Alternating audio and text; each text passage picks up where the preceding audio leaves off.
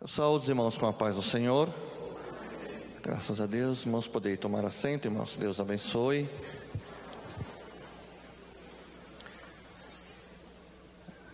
Primeiramente, quero, antes de iniciar o estudo, o último estudo concernente ao tema do arrebatamento, quero aqui já fazer os agradecimentos, né, irmãos, antes de deixar para o final, porque no final talvez nós acaba nos esquecendo, né?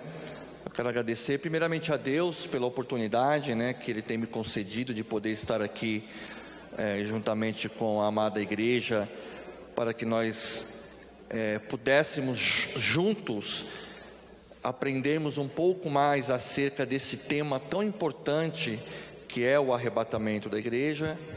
Toda a honra e toda a glória ao Senhor nosso Deus. Quero agradecer também ao pastor Robério pela oportunidade e confiança depositada na minha pessoa, para que eu fosse nessas 4 semanas o instrumento na mão de Deus para poder passar esse estudo tão nobre. Eu agradeço também à igreja, né, irmãos, pela paciência que teve nessas 4 semanas e o compromisso, né, que todos tiveram de estarmos aqui para aprendermos juntos acerca deste tema. Hoje o irmão Edson, ele irá me ajudar. Esqueci a minha canetinha. Então, irmão Edson hoje vai ser o meu ajudante. Amém, irmão Edson? Bom, só para nós recapitularmos o que nós temos aprendido nessas 3 semanas. No primeiro estudo, na primeira semana, nós tivemos como tópico conceituar e posicionar o momento do arrebatamento da igreja. É claro que nós sabemos, e a Bíblia nos informa, e quem disse foi o próprio Senhor Jesus, que o dia e a hora ninguém sabe, tá?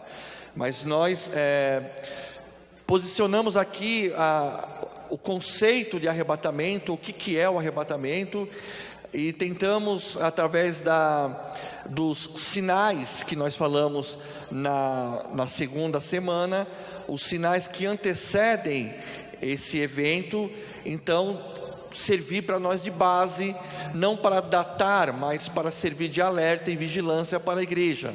Então, na primeira semana nós falamos sobre isso. Na segunda semana nós tratamos somente dos sinais que antecede esse evento, já que era um questionamento, uma pergunta que os discípulos fizeram ao Senhor Jesus.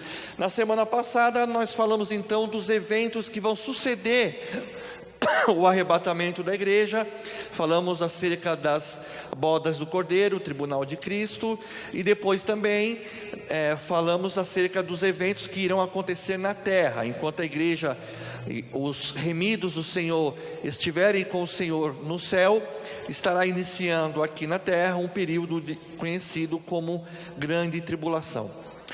Para fechar esse estudo, irmãos, eu proponho esse tópico. Depois de tudo que nós falamos, e nós não falamos nada mais do que está na Bíblia, é por isso que o tema, o título desse estudo é a iminência do arrebatamento à luz da Bíblia, tá? Eu não trouxe nada diferente, nada além do que está nas Escrituras. Muitas coisas que foi falado aqui, os irmãos já ouviram, tá? Mas diante de tudo que nós falamos aqui, a proposta para o nosso estudo hoje é: como devemos nos preparar para este evento, para o arrebatamento da igreja? Então nós vamos falar hoje de alguns elementos ou alguns aspectos que Paulo vai usar na sua carta, aos Tessalonicenses, que é o nosso texto base, para falar do arrebatamento, a primeira carta de Paulo aos Tessalonicenses, quais são esses aspectos? Como eu posso me preparar para esse evento? Tá? Então nós vamos falar sobre isso nesse dia. Pode passar, irmão Edson, por favor. Volta, por favor. Então, irmãos, nós vimos que, principalmente quando nós falamos das bodas do Cordeiro, as bodas, elas têm um significado importante para nós. A Bíblia vai falar acerca desse momento das bodas, que é a união, o casamento, por assim se dizer, entre a noiva e o noivo.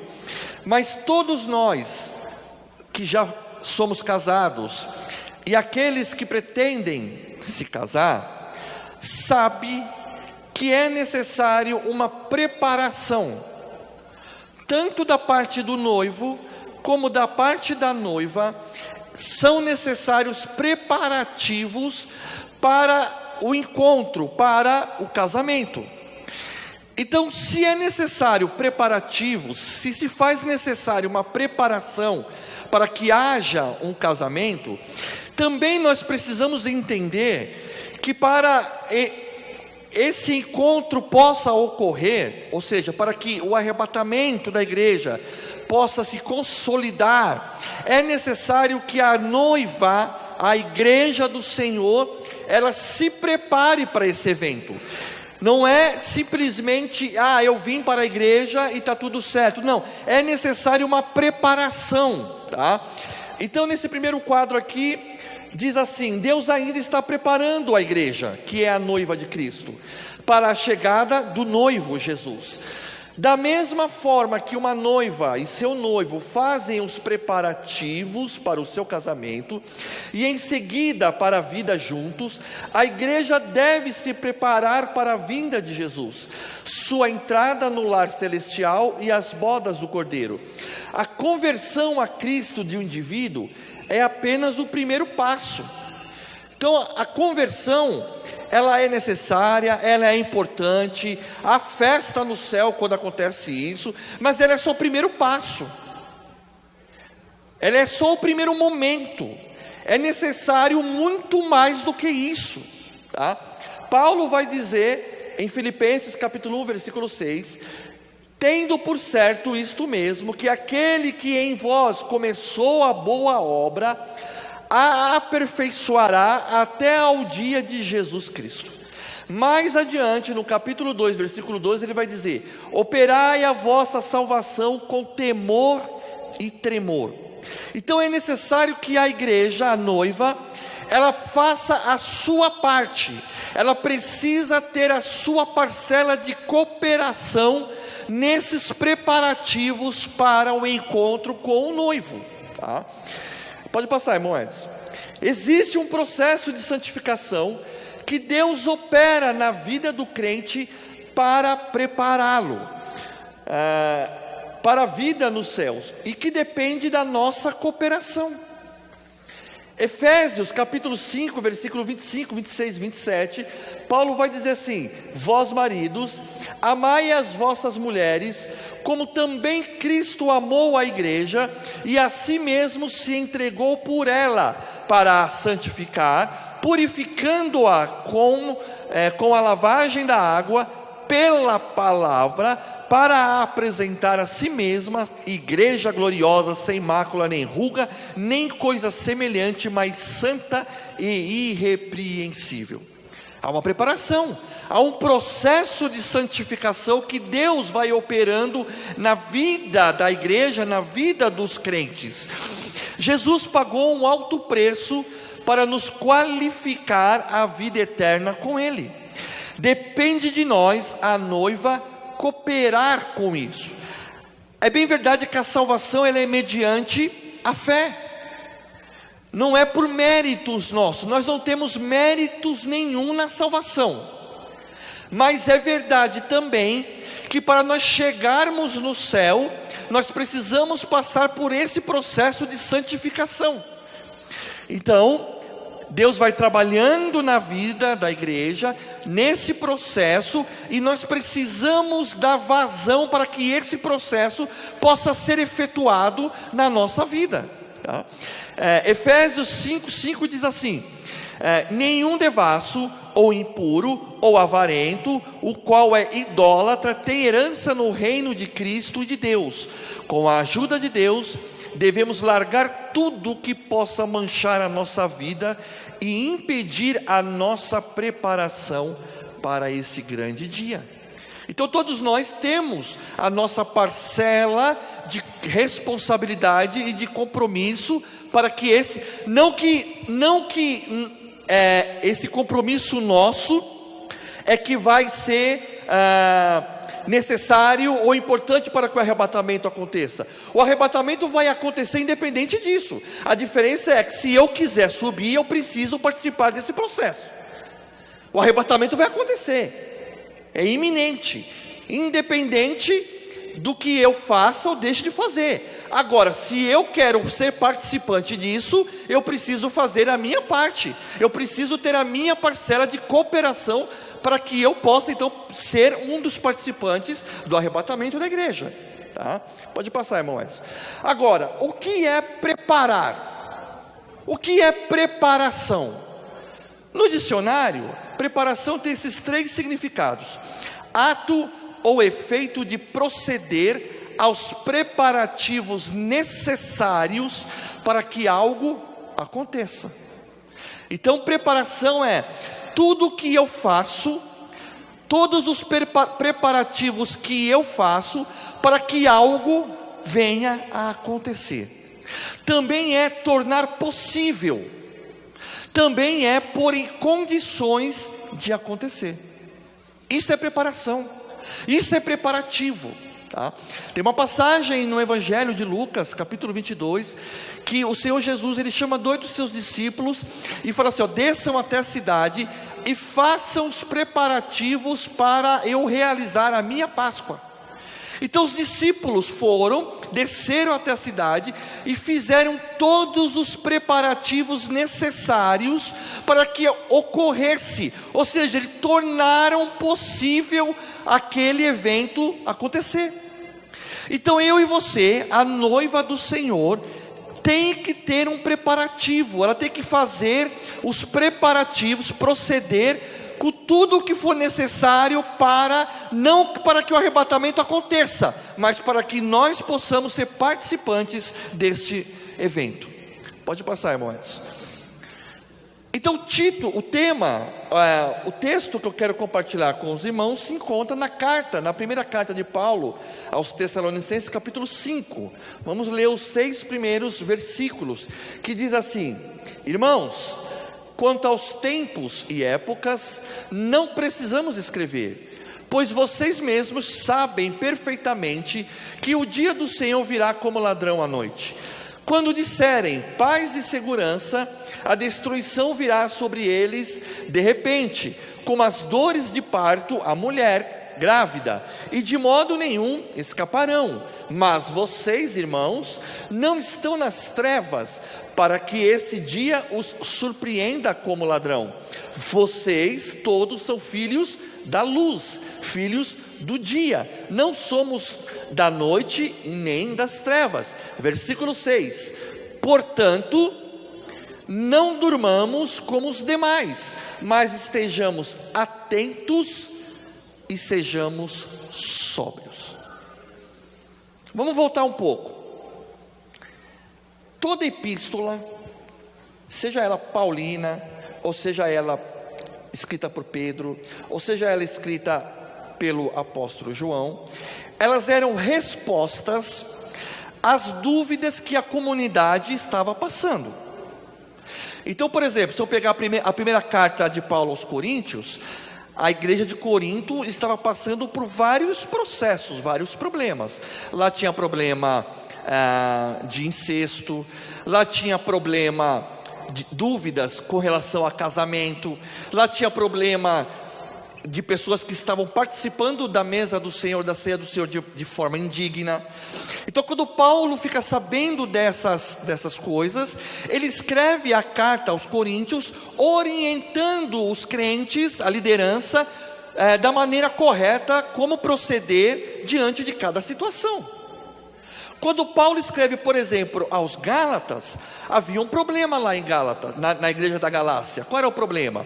Depois de ouvirem o evangelho da graça, alguns estavam tentando retornar ao judaísmo. Então Paulo vai escrever essa carta para eles, tentando solucionar esse problema. Na igreja em Tessalônica, eles estavam preocupados com relação ao arrebatamento. Eles estavam duvidosos. Como vai ser? Quem vai primeiro? E os que morreram, como que vai ser? Então Paulo escreve a primeira carta, e nessa primeira carta Paulo vai então, a partir do capítulo 4, ele vai descrever como serão os eventos do arrebatamento, porque essa era a dúvida daquela igreja, daquela comunidade.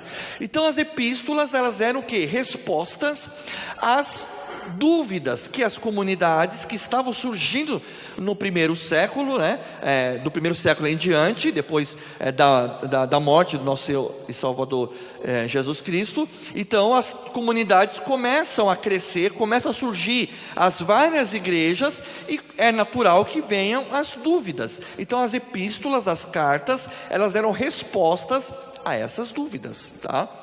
Então Paulo vai aqui dizer para eles: irmãos, quanto aos tempos e épocas, eu não preciso escrever. Ora, eu não preciso ser nenhum exegeta para entender que se Paulo está dizendo que não é necessário escrever acerca do tempo e da época, é porque eles estavam cientes disso. Eles já tinham conhecimento de que, com relação ao arrebatamento, o dia e a hora ninguém sabia. Por que eles sabiam? Porque o próprio Senhor Jesus havia ensinado para eles, ainda no seu ministério. Tinha dito, o dia e a hora ninguém sabe senão o Pai. Então isso não era um problema para eles. Depois ele vai dizer: pois vocês mesmos sabem perfeitamente que o dia do Senhor virá como ladrão na noite.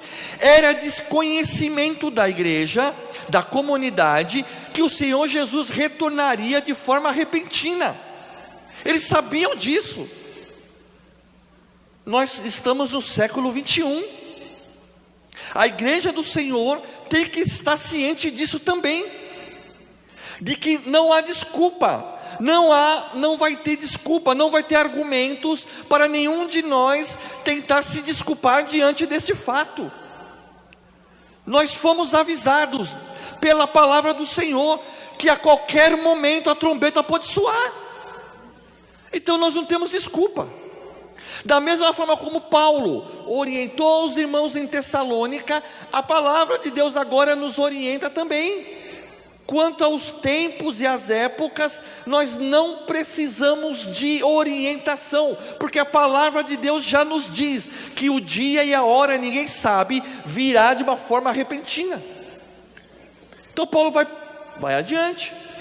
Quando disserem paz e segurança, a destruição virá sobre eles de repente, como as dores de parto à mulher grávida, e de modo nenhum escaparão. Então Paulo está falando no versículo 3 acerca daqueles que não estavam atentos à palavra do Senhor, aqueles que não davam crédito a esse ensinamento acerca do arrebatamento. Por incrível que pareça, na igreja hoje, na igreja moderna, eu não tenho dúvidas que tem muitas pessoas que se enquadram nesse versículo 3 aí, não dão o devido valor, não dão a devida atenção para esse tema tão importante. Ficam brincando com a sua salvação, ficam brincando com a sua vida cristã, achando que Jesus não virá mais. Então Paulo vai dar uma exortação: olha, muitos estão achando que estamos em paz, em segurança, está tudo bem, está tudo certo, mas como as dores da mulher grávida vêm de repente, as dores de parto, assim também virá, e de modo nenhum estes escaparão. Versículo 4: mas vocês, irmãos, não estão em trevas, para que esse dia os surpreenda como ladrão.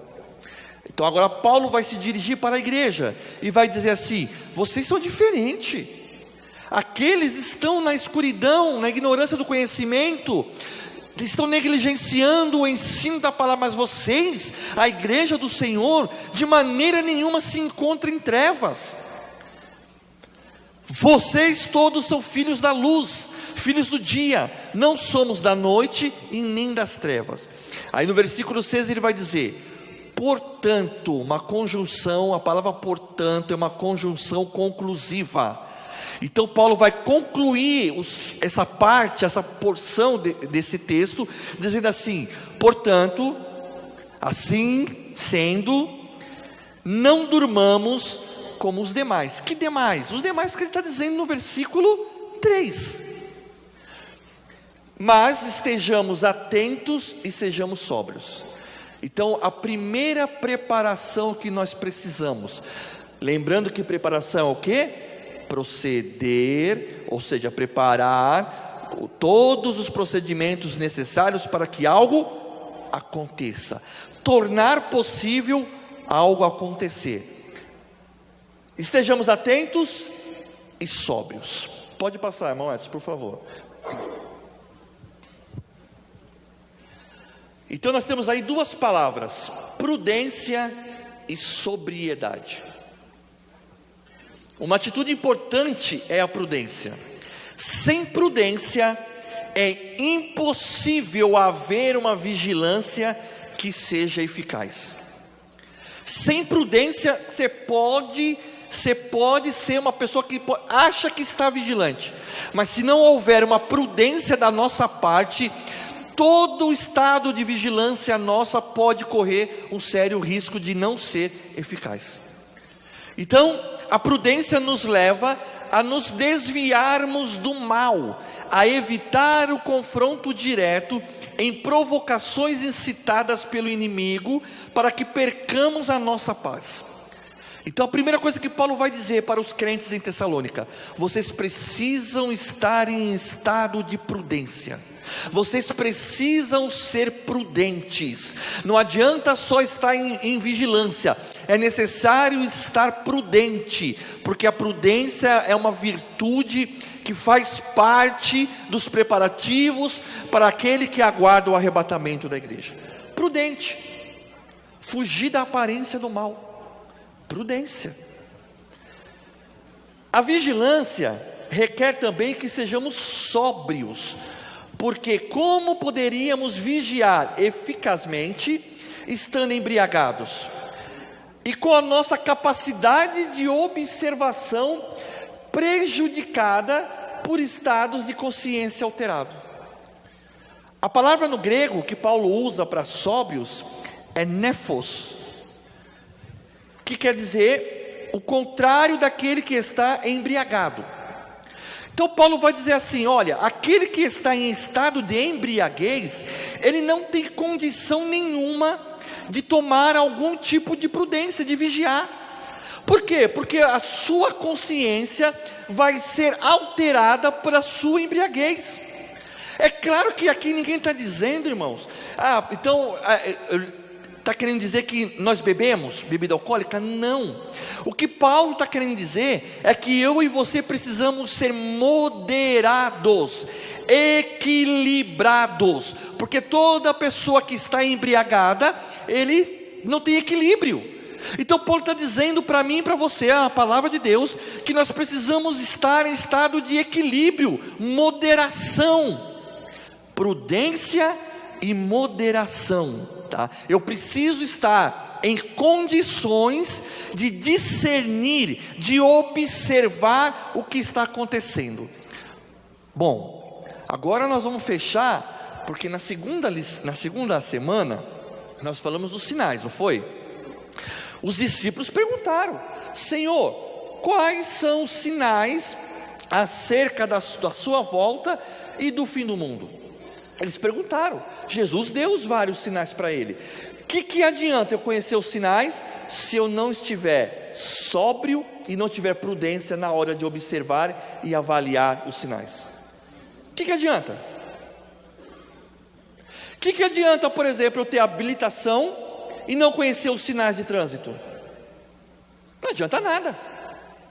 Então, veja qual a importância de nós agora termos o discernimento para poder avaliar os sinais que o próprio Senhor Jesus apontou para eles. Pode passar, irmão Edson. Durante seu discurso profético em Mateus 24, Jesus contou a parábola dos 2 servos, para demonstrar como devemos estar preparados para a sua vinda.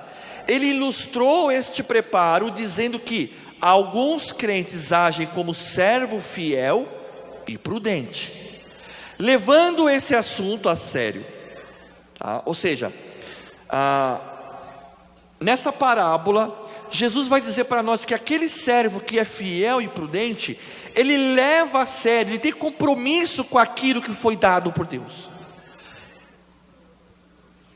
Eles ficam sempre alertas para a possibilidade do Senhor da casa voltar a qualquer hora, e se mantêm ocupados fazendo as tarefas designadas pelo seu Senhor. Por isso ganha a confiança dele e receberão um grande galardão. Mas há aqueles crentes que agem como servo mau. Eles acham que o Senhor da casa vai demorar e começam a abusar dos seus privilégios. Tá? E ninguém quer ter, mas não quer ser merecedor disso daí. Tá? Então, quando o Senhor chega, sem qualquer aviso, o servo mau é separado dos outros e condenado a um destino de sofrimento. Olha o que é a prudência. Jesus contou uma parábola em Mateus capítulo 7 sobre os dois construtores. Conhece aquela parábola? Um construiu sobre a rocha e outro sobre a areia. Se eu analisar aquela parábola, Mateus e Lucas vão escrever ela. Olha o que Lucas, ele era um historiador. Nós até falamos isso ontem na aula de teologia. Ele, além de médico, ele era um historiador. Ele nos dá um detalhe que Mateus não dá.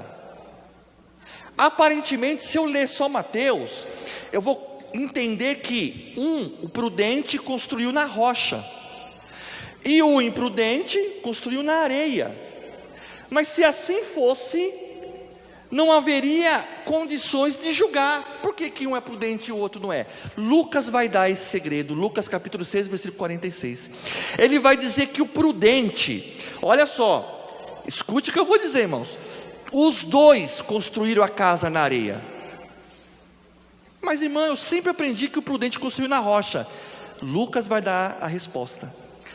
O prudente cavou uma vala na areia até achar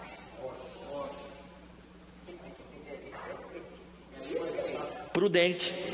Os dois construíram à beira de um rio seco. Só que o prudente avaliou assim: esse rio está seco hoje, mas ele pode encher, pode vir a tempestade. O insensato, ele não olhou essas coisas, ele construiu lá na areia e pronto. O prudente olhou para frente e falou assim: espera aí, hoje esse rio está seco, mas e amanhã? Então ele cava, Lucas 6,46, pode ler lá, ó. Ele cava uma vala até achar a rocha, e aí ele firma o fundamento da sua casa. E aí pode vir. E aí qual é a diferença? É na hora da adversidade, é na hora da dificuldade, é na hora das intempéries que nós vamos ver a diferença do prudente e do imprudente. A chuva veio para os dois, as águas transbordantes veio para os dois, o vento veio para os dois. Os dois tiveram as mesmas adversidades, só que um construiu lá, cavou, foi prudente. Aí ele cavou na rocha, depois de ter cavado a vala na areia. Isso é ser prudente. Então nós, como noiva do Senhor, precisamos ter essa virtude de ser prudente, de olhar lá na frente e avaliar a situação, avaliar, enxergar, analisar, ponderar, para ver qual é a real situação, tá? Pode passar, irmão Edson. Logo depois dessa parábola, Jesus vai falar da parábola das 10 virgens, que é também para enfatizar, porque ela é o mesmo conceito, ela é o mesmo propósito, falar acerca da vigilância, da prudência e da imprudência. Então Jesus vem numa série de ensinamentos, passando para os seus discípulos e para aqueles que o seguiam, acerca da necessidade, do preparativo, da preparação que todos nós devemos ter. Todo mundo conhece de cor a parábola das 10 virgens. 5 fizeram o quê? Loucas, não se prepararam, não levaram azeite de reserva. Não fizeram o quê? Não procederam de maneira necessária para que algo acontecesse. Quando veio o noivo, já era. Pode passar, irmão Edson. Então qual é o grande desafio nosso? Diante de tudo que nós falamos, qual é o grande desafio? Eu preciso aprender a discernir. Pode passar, irmão. Discernimento. O que é discernimento? Discernimento é a capacidade de julgar e avaliar para obter uma conclusão adequada. Eu só posso chegar a uma conclusão se eu tiver a capacidade de julgar os silogismos, as premissas, para que eu possa então tomar uma decisão adequada. Sem isso não tem como. É por isso que tem muita gente que toma a decisão errada, porque ele não avalia, ele não consegue ter esse discernimento de avaliar e julgar as situações, que foi o caso daquele construtor insensato. Pode passar mais um, aí. Uma pessoa com bom discernimento age com prudência, age com critério e age com sobriedade ao tomar suas decisões. Isso é ter discernimento. É eu avaliar a situação, saber julgar, saber avaliar, saber ponderar, para que eu possa tomar uma decisão correta. Então vamos lá, em cima do que nós estamos, em cima do tema nosso. Os discípulos perguntaram: que sinais? Jesus falou: são esses sinais. Tá bom. Esses sinais estão acontecendo. Cada vez mais e mais esses sinais têm se repetido, com maior frequência e com maior intensidade. Nós temos que discernir. Está próximo. Pode ser hoje. E aí? Como é que vai ser? Discernimento. Se eu tenho a condição de julgar, de avaliar, eu levo uma vida cristã de acordo com a palavra. Agora, se eu não consigo discernir, eu faço como muitos crentes estão fazendo aí. Tem crentes que são crentes só de domingo, A semana inteira ele não é crente. Ele só é crente de domingo. Ele só lembra de vir para a igreja no domingo. Graças a Deus. Mas tem muitos crentes que estão brincando. Então, o que são esses crentes que estão brincando? São aqueles que Paulo falou lá no versículo 3. São aqueles que não levam a sério, que não conseguem discernir que os sinais estão aí. Então não importa eu conhecer os sinais se eu não souber discernir eles. Pode passar, irmão Edson. Oi.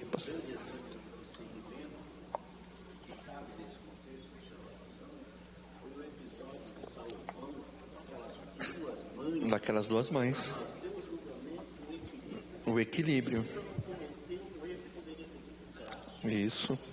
O pastor está falando aqui sobre um exemplo clássico de discernimento. Foi naquele evento, naquela história bíblica de Salomão, quando as duas mães vêm requerer o filho, Veja como Salomão foi moderado, equilibrado, prudente, para tomar a decisão correta, tá? Então é um exemplo clássico disso daí.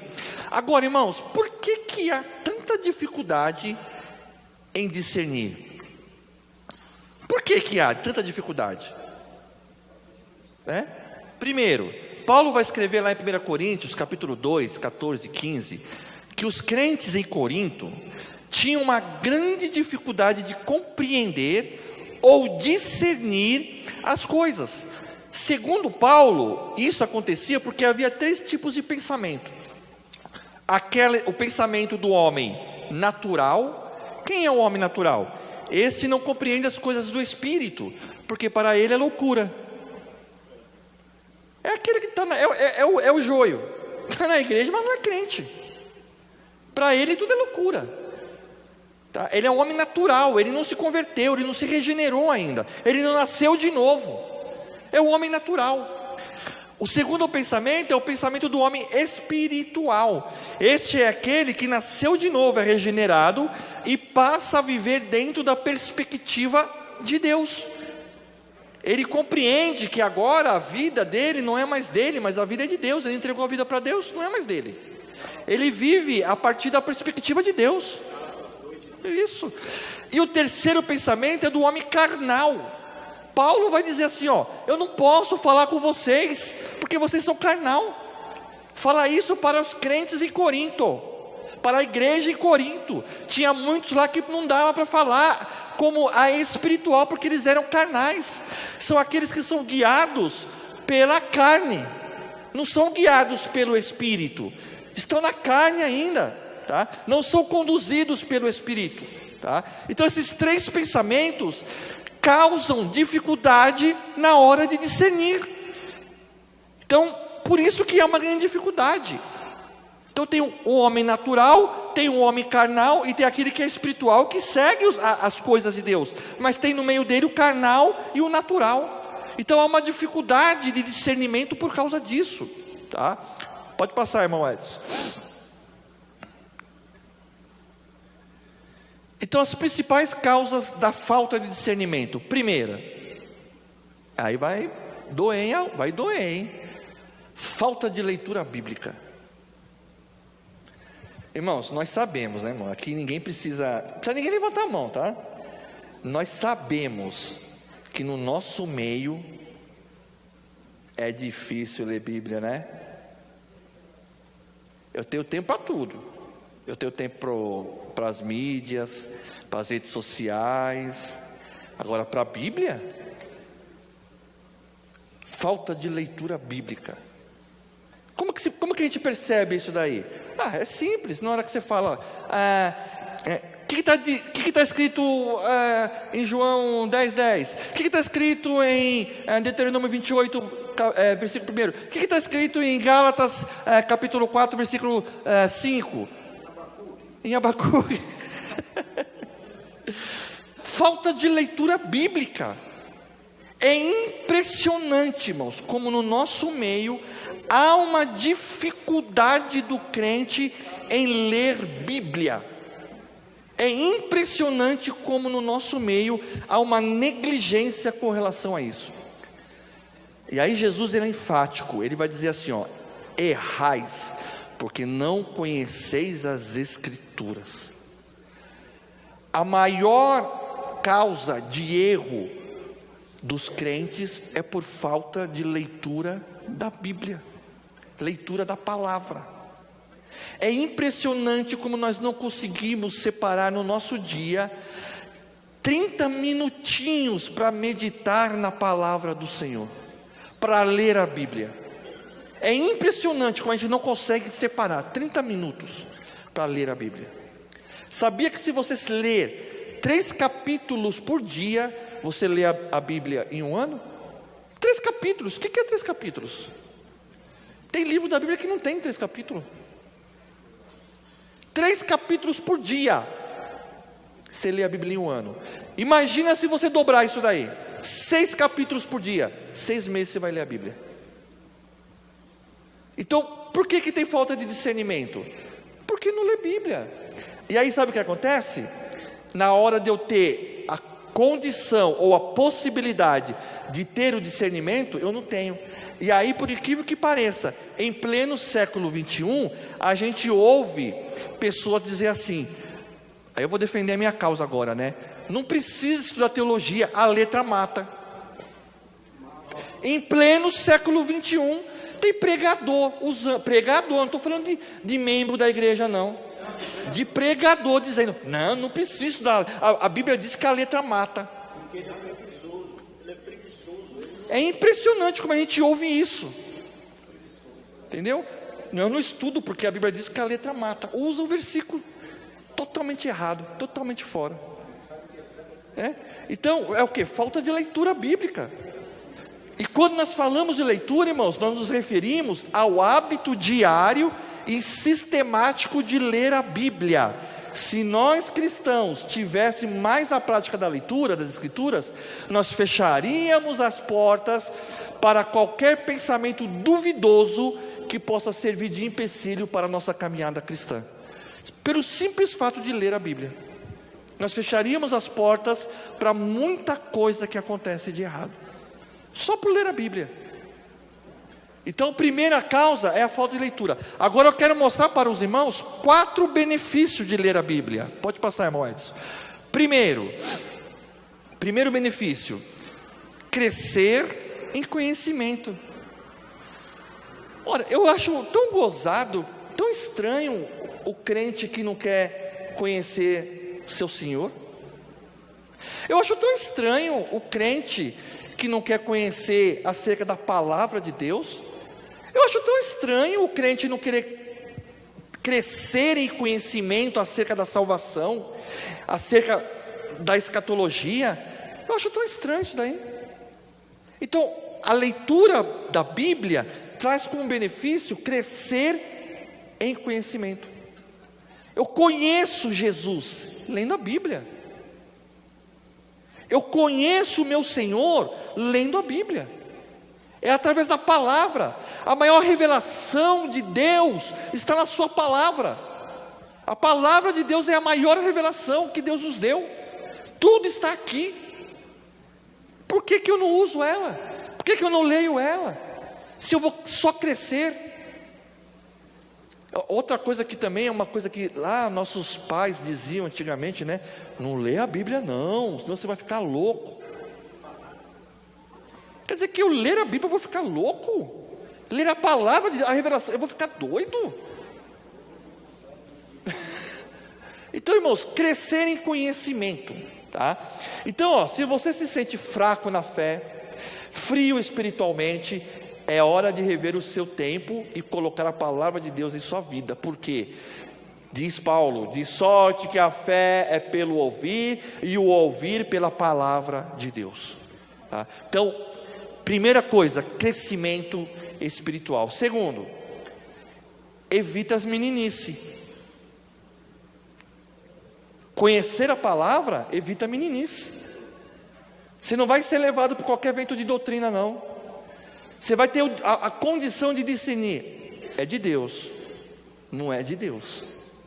Está na Bíblia, não está na Bíblia. Então, o conhecimento bíblico, a prática da leitura bíblica, ela evita meninice, tá? Terceiro, vou passar rápido aqui, tá, irmãos? Terceiro benefício, a meditação. A meditação é a ação ou efeito de refletir profundamente sobre determinada coisa, ou seja, refletir, ponderar e examinar. Então, quando por exemplo, o salmista diz: medita na lei do Senhor de dia e de noite, não é só para eu chegar e falar assim, já li, pronto. É meditar naquilo, é tentar compreender o que está dizendo aquilo. Qual é o ensino que eu tiro daquilo para mim? Qual é a exegese que eu faço daquilo para mim? Qual é a hermenêutica, a prática daquilo para mim? Isso é meditar. Não é só chegar e falar assim, não, já li a Bíblia ali. Não, é meditar naquilo, é ponderar, é examinar o que está dizendo o texto que fora lido. Isso é meditação, tá? É você ponderar, é refletir, é fazer uma reflexão daquilo que você leu. A reflexão é o ato de você colocar para dentro, é fazer que nem os boi fazem, ficar ruminando lá, ficar ruminando, mastigando. Você fica meditando naquilo, para que aquilo possa então descer ao seu coração, tá? E o quarto benefício é a prevenção. Meditar na Bíblia, como vimos acima, é algo muito importante na vida do cristão, porque na realidade ela é uma prevenção contra o mal. A falta de prevenção leva à queda. Deixar de meditar na Bíblia e de orar é muito arriscado, é uma verdadeira brecha para o inimigo. Se revista da armadura de Deus, orar, meditar na Bíblia. Durante muito tempo, irmãos, eu peguei aquele texto de Oséias, que fala que o meu povo foi destruído por falta de conhecimento, e achava que aquela responsabilidade era do povo. O povo está sendo... Só que quando você vai ler o contexto, você vai ver que Deus estava requerendo dos líderes, dos sacerdotes, que não estavam ensinando a palavra de Deus para o povo, e por isso o povo errava, por falta de conhecimento. Então Deus estava requerendo dos sacerdotes: vocês estão deixando de ensinar o meu povo, por isso que eles estão errando. Então a prática da leitura leva à prevenção. E aí, irmãos, a eclesiologia vai dizer para nós que há dois tipos de correção, há dois tipos de disciplina. Tem a disciplina corretiva e tem a disciplina preventiva. A disciplina preventiva é aquela que eu faço o quê? Eu ensino primeiro. Eu pego aquele novo convertido, pego ele, discipulo ele, ensino ele. Para quê? Para prevenir que ele venha me dar problema depois. Então, porque depois da correção dói mais. A disciplina corretiva, ela dói mais. Então não é melhor prevenir? Lendo a palavra de Deus. Então são 4 benefícios que nós temos acerca da leitura da palavra de Deus. Pode passar, irmãos. Já estou terminando, irmãos. Então, a primeira causa da falta de discernimento é a falta de leitura bíblica. A segunda, falta de oração. Falta de oração, irmãos. Não tem como negar também. A igreja não ora mais como orava antigamente. Isso aí não é ser saudosista, não. É uma realidade. A igreja não ora mais como orava antigamente. É por isso que não acontecem mais as coisas que aconteciam antigamente também. Falta de oração. Hoje simplesmente se ora, sabe, aquela oração de 30 segundos, de 1 minuto. Isso é para todos nós, irmãos. Todos nós precisamos ter um período, um momento de oração, reforçar a oração para que nós possamos ter o discernimento. No caso que o pastor citou de Salomão, Salomão foi pedir sabedoria para quem? Para Deus. Então como é que eu vou ter um diálogo? Que a oração é o quê? É um diálogo nosso com Deus. Quando eu leio a Bíblia, é Deus falando conosco. Quando nós oramos, é nós falando com Deus. Que comunhão que eu vou ter com o nosso Deus se eu não oro? Que tipo de relacionamento é esse? Eu pego, por exemplo, o relacionamento conjugal. Que tipo de relacionamento é se o esposo e a esposa não se conversam? Não tem intimidades? Como que vai viver? É a mesma coisa nós. Como que nós vamos ter intimidade com Deus se nós não nos achegamos a Deus na oração? Então a oração é fundamental para que nós possamos ter condição de ter discernimento. Então o primeiro motivo da falta de discernimento é falta de leitura bíblica. A segunda causa é a falta de oração. E a terceira,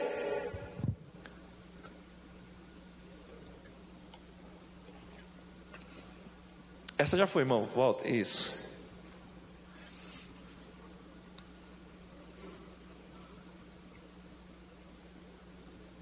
É a falta de crescimento espiritual. É outra coisa que eu não entendo, é a falta de interesse dos crentes em crescer espiritualmente. Ele senta no banco da igreja e acha que tem que ficar lá. Ele não tem interesse em vir num culto de ensinamento. Ele não tem interesse em vir na escola dominical. Ele não tem interesse em crescer ministerialmente. Ele não tem desejo de nada. A falta de crescimento espiritual, ela sempre foi combatida pelo apóstolo Paulo principalmente. Ele vai sempre tocar nesse assunto, a necessidade de crescer, a necessidade de você se aprofundar, a necessidade de você ter condições de ter um crescimento. Quer ver? Efésios capítulo 4, versículo 15, ele vai dizer assim: em amor, cresçamos sempre. Então ele vai dizer que tem que ser uma coisa constante, crescendo sempre. O crente tem que ter essa preocupação de melhorar, sabe, de ter um crescimento. Ele tem que ter uma reflexão, avaliar e falar assim: puxa, eu aceitei o Senhor Jesus já faz 10 anos, 20 anos, e eu não cresci nada, eu não sei nem orar direito, eu não sei nem ler um versículo, eu não sei nem dar uma saudação, mas não quer mudar, quer permanecer do mesmo jeito. Como é que eu vou ter condições de discernir? Como é que eu vou ter condições de avaliar, se eu não tenho a vontade, o desejo de crescer espiritualmente? Então, meus amados, preparativo é importante, irmãos. É necessário que eu e você façamos a nossa parte. Mas tem um outro texto que eu queria compartilhar com vocês, na carta de Paulo a Tito, e aí eu termino. Pode abrir lá em Tito, que essa é mais importante ainda. O autor aos Hebreus vai dizer que ninguém verá o Senhor sem santidade. Tudo isso que eu disse é necessário, é importante e é bom, mas tem algo que é mais importante ainda. Carta de Paulo a Tito, capítulo 2, a partir do versículo 11, diz assim a palavra do Senhor: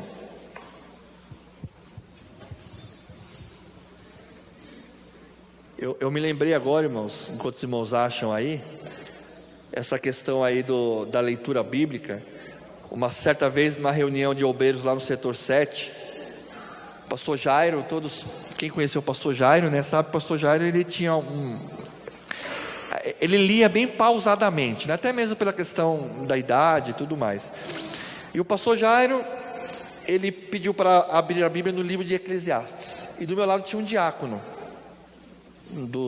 da congregação do setor 7. Vocês acreditam que o pastor Jairo, com toda a amorosidade dele, abriu o Eclesiastes, leu o texto que ele queria, e o diácono que estava do meu lado estava procurando Eclesiastes lá no Novo Testamento? Aí esse irmão chega para ele e fala assim: irmão, quer estudar teologia não? Quer fazer teologia? Preciso não. Então continua procurando Eclesiastes lá no Novo Testamento. Vamos lá, Tito capítulo 2, a partir do versículo 11. Porquanto a graça de Deus se manifestou salvadora a todos os homens, educando-nos para que, renegadas a impiedade, ou seja, negue a impiedade e as paixões mundanas, vivamos no presente século sensata, justa e piedosamente, aguardando a bendita esperança e a manifestação da glória do nosso grande Deus e Salvador Cristo Jesus, o qual a si mesmo se deu por nós, a fim de remir-nos de toda iniquidade e purificar para si mesmo um povo exclusivamente seu, zeloso e de boas obras. De tudo que eu disse aqui, irmãos, se nós não negarmos a imundície, se nós não negarmos a impiedade, se nós não negarmos as coisas mundanas, não adianta, ninguém verá o Senhor. Então a segunda preparação é santificação. Santificação, uma coisa que quase não é mais pregado. Santificação, ser separado. Nós somos separados do mundo, santificado. Você foi comprado por um alto preço, e não foi por ouro e nem por prata, foi pelo precioso sangue de nosso Senhor. Renega, irmãos, nega, deixa para trás tudo isso, porque ninguém sem santidade, ninguém verá o Senhor. Amém? Mais uma vez, irmãos, eu quero agradecer em nome de Jesus pela essa rica oportunidade dessas 4 semanas estar aqui com os irmãos. que o Espírito Santo possa, irmãos, fazer frutificar esse ensinamento na vida de cada um, irmãos. Agora, irmãos, é com cada um de nós. Agora cada um de nós tem que refletir, avaliar, discernir se a minha vida cristã precisa mudar. Agora é cada um de nós, diante de tudo que nós falamos aqui na palavra de Deus. E eu sempre falo, irmãos, eu ensino meus alunos isso. Quando for pregar, quando for ensinar, usa texto bíblico. Não usa o livro da Joyce Meyer, não. É que tem gente que prega, né, com livro de autoajuda. Usa texto bíblico. Sabe por quê? Porque se alguém não gostar, você fala assim, ó, está na sua casa, você dobra o seu joelhinho e vai falar com o dono da palavra. Se você citou versículo bíblico, a pessoa ainda se reclamou, pede para ele ir reclamar com o papai. Amém? Porque não tem argumento, irmão. Se você citar versículo bíblico, quem não quiser acreditar, aí vai se acertar com o nosso Deus. Amém, irmãos? Que Deus abençoe em nome de Jesus.